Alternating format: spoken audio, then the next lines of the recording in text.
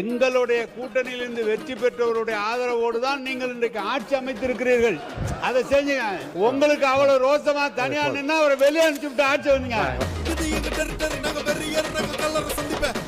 கிட்டத்தட்ட 22-23 கட்சி கூட்டணி திராவிட முன்னேற்ற கழகம் கடந்த 10 வருஷமா 3 முறை மிகப்பெரிய வெற்றி ஒத்துக்கிறோம்.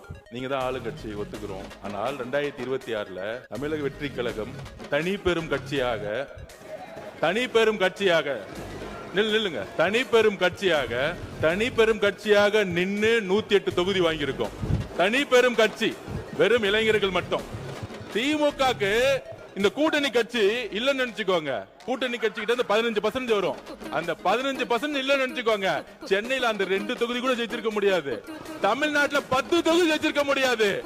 நீங்க இன்னைக்கு எதிர்கட்சியா உட்கார்ந்தது காரணம் காங்கிரஸ், நீங்க எதிர்கட்சியா உட்கார்ந்தது காரணம் கம்யூனிஸ்ட், நீங்க எதிர்கட்சியா உட்கார்ந்தது காரணம் ஐஎம்எல், நீங்க எதிர்கட்சியா உட்கார்ந்தது காரணம்